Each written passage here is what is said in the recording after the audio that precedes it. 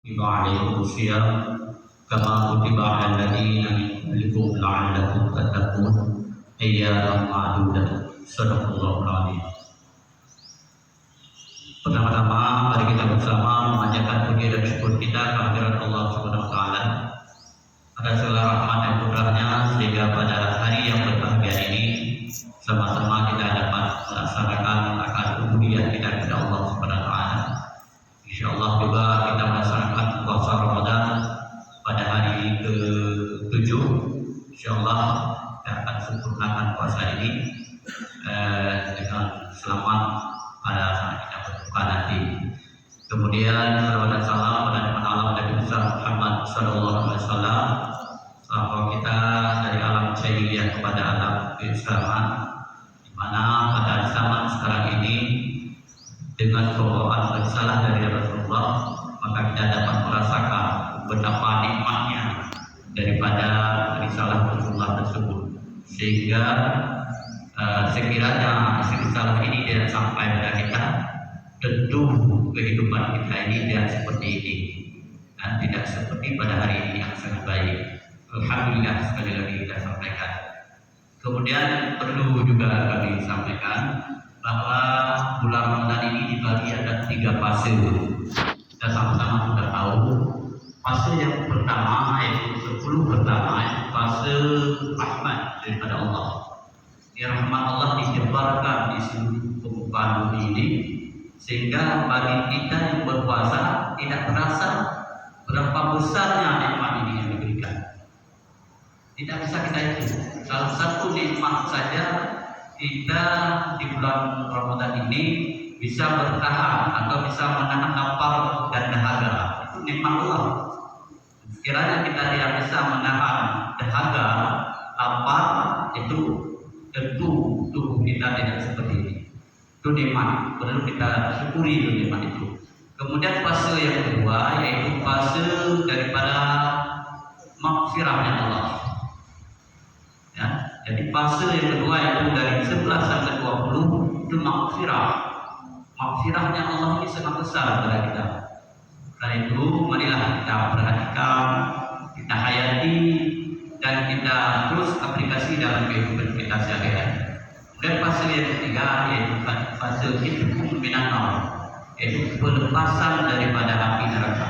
Itu fase 21 sampai 29 atau 30. Di fase ini bagi kita yang sudah bisa melewati fase pertama, fase kedua dan fase ketiga, di hari raya kita akan menikmati hasilnya, yaitu fase itqun minan nar, bebas daripada api neraka.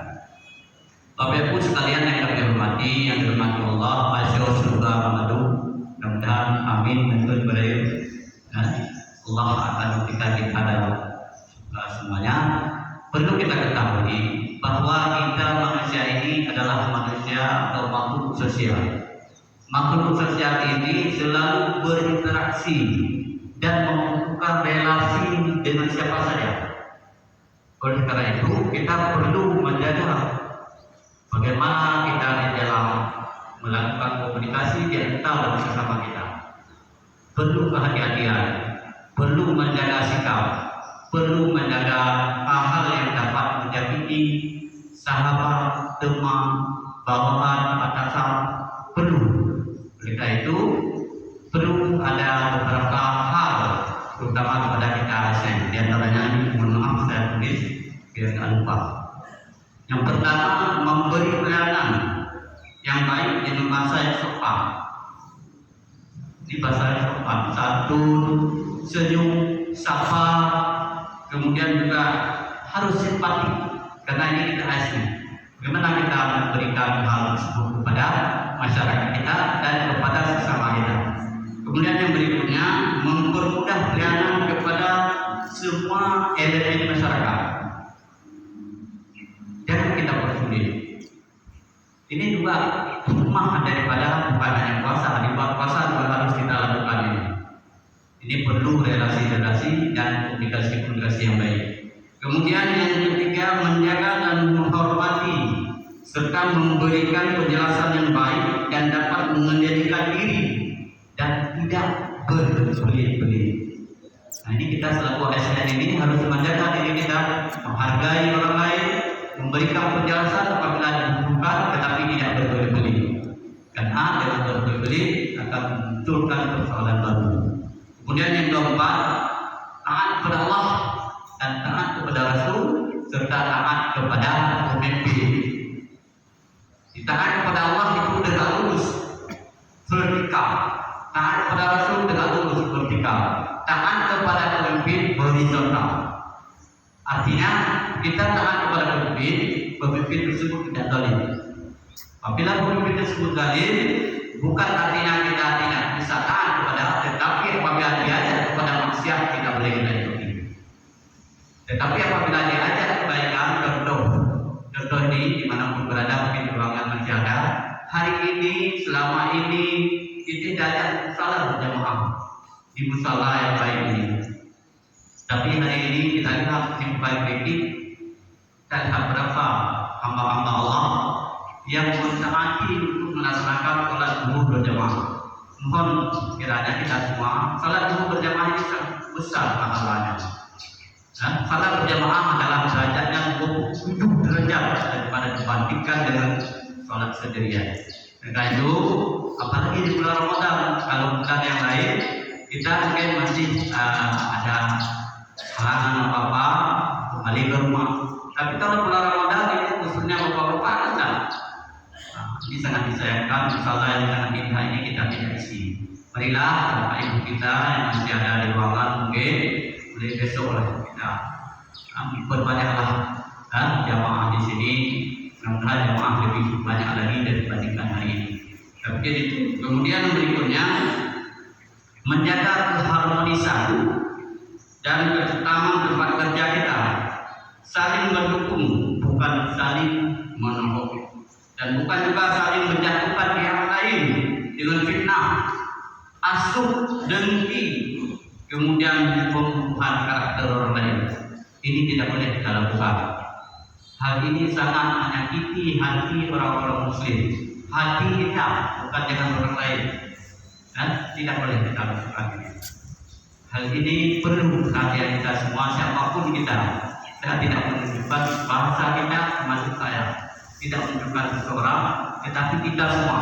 Marilah kita jaga, kita hayati ini, jangan terjadi pada diri kita sekiranya orang lain yang menyakiti hati kita. Bagaimana perasaan kita? Itulah kita kalau menyakiti orang lain. Mari nanti kita introspeksi diri, muhasabah diri untuk dapat kita lakukan sehingga pelayanan pada masyarakat lebih baik dibandingkan dengan sebelum-sebelumnya. Kemudian perlu juga kita ketahui bersama bahwa kenapa hal itu perlu kita lakukan? Karena orang-orang yang paling baik di sisi Allah adalah orang yang bertakwa. Sesuai dengan firman Allah dalam surat Al-Hujurat ayat 13 pada akhir ayatnya, inna akramakum indallahi atqakum, kata Allah. Kata Allah. Kemudian Allah menambah di ujung ayat tersebut, innallaha alimun khabir, yang artinya sesungguhnya yang paling mulia di antara kamu di sisi Allah ialah orang yang paling takwa. Sungguh Allah Maha mengetahui dan Maha teliti.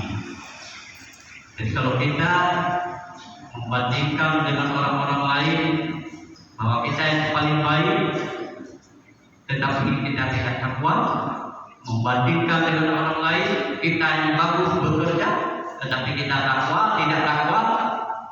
Dan namun apabila kedua-duanya pada sama kita, Allah memberikan jebul kepada kita orang yang takwa.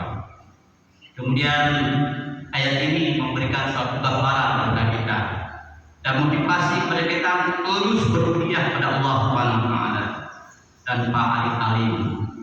Di ayat lain Allah juga menyatakan hablum minallah hablum minannas. Hubungan kita dengan Allah dan hubungan kita sesama manusia ini harus kita jaga. Seperti saya sampaikan tadi, hubungan dengan Allah vertikal, hubungan dengan manusia horizontal. Ini perlu kita jaga, kita hayati, kita hargai sesama kita hamba Allah Tidak ada satupun di dunia ini yang disimpan oleh Allah hidup selamanya. Tidak ada. Coba cari satu buku yang ditinggalkan di dalam dunia oleh Allah tidak mati.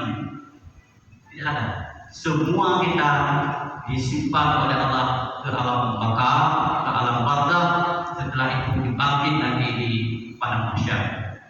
Ini perlu sama-sama kita hayati bersama. Kemudian Bapak Ibu sekalian yang kami hormati, di dalam kita melakukan komunikasi antara pimpinan, bawahan dengan sesama bawahan dengan sesama stakeholder yang lain, ini perlu kita lakukan atau dengan komunikasi interpersonal. Perlu kita jaga sikap-sikap kita. Kemudian perlu juga kita membutuhkan skill, meningkatkan SDM kita. Jangan tunggu orang lain datang kepada kita, SDM kita bagus. Jangan tunggu, mari kita bersama. Kalaupun tidak ada melanjutkan pendidikan, mari kita latih diri kita. Dan apa yang ada di kantor, kalau umpamanya kita bisa komputer, mari kita latih bisa komputer. Ya? Kalau umpamanya kita, saya aneh, kenapa aneh? HP bisa, semua kita bisa main HP, tapi ketik surat tidak bisa. Aneh, tidak akan ada lagi, karena HP dengan komputer tidak ada bedanya. Beda HP kecil, komputer besar, tidak ada beda. Aplikasi juga banyak di komputer. Karena itu mari, jangan nanti waktu membuat ikhtiarnya udah cari operator, mana operator di sini kita lihat. Setelah kita bantu, kita tidak bantu. Setelah dia bantu, kita tidak memberikan bantuan untuk dia. Nah, ini satu hal perlu perhatian kita agar tidak menimbulkan miskomunikasi di antara kita, di antara jemaah dalam misi yang kita kerjakan. Setelah kita dibantu kita oleh sahabat kita, operator, bantulah mereka. Ini bukan lagi apa-apa ya, ditolong ya.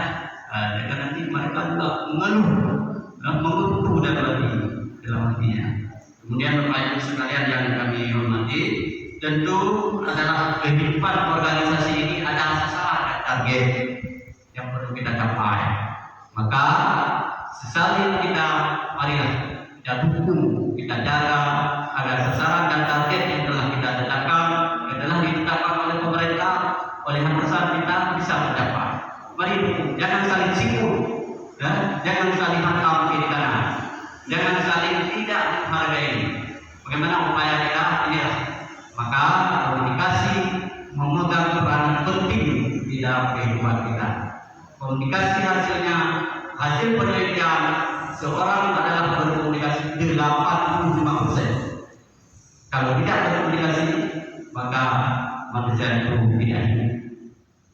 Karena manusia itu adalah manusia yang berkomunikasi.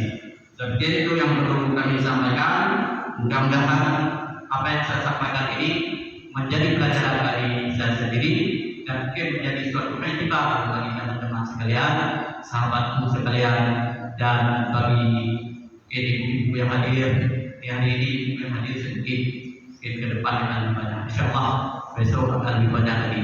Terima kasih. Assalamualaikum warahmatullahi wabarakatuh.